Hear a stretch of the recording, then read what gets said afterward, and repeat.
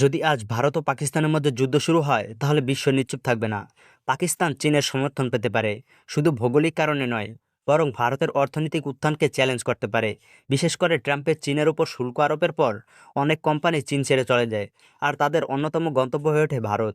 তুরস্কও পাকিস্তানকে সমর্থন করতে পারে, বিশেষ করে কাশ্মীর ইস্যুতে তাদের অবস্থানের কারণে। আর সৌদি আরব পাকিস্তানের সঙ্গে গভীর সম্পর্ক থাকলেও তাদের হয়তো দ্বিধায় পড়তে হবে, অর্থনৈতিক স্বার্থ আর আঞ্চলিক স্থিতিশীলতার মাঝে ভারসাম্য রাখতে। অন্যদিকে ভারত পেতে পারে যুক্তরাষ্ট্রের কূটনৈতিক সমর্থন, বিশেষ করে প্রতিরক্ষা ও প্রযুক্তি খাতে ক্রমবর্ধমান অংশীদারিত্বের জন্য। ফ্রান্সও ভারতের পাশে দাঁড়াতে পারে বিলিয়ন ডলারের প্রতিরক্ষা চুক্তির কারণে। আর রাশিয়া যদিও সম্প্রতি পাকিস্তানের সঙ্গে কিছুটা ঘনিষ্ঠ হয়েছে, তবুও ভারতের সঙ্গে তাদের দীর্ঘদিনের সামরিক সম্পর্ক উপেক্ষা করা কঠিন। কিন্তু আসল সত্য হলো, বেশিরভাগ দেশ সরাসরি যুদ্ধে জড়াবে না। তারা চাইবে উত্তেজনা কমাতে, কারণ দুইটা পরমাণু শক্তিধর দেশের মধ্যে একটিমাত্র ভুল সিদ্ধান্ত সমগ্র বিশ্বকে কাঁপিয়ে দিতে পারে।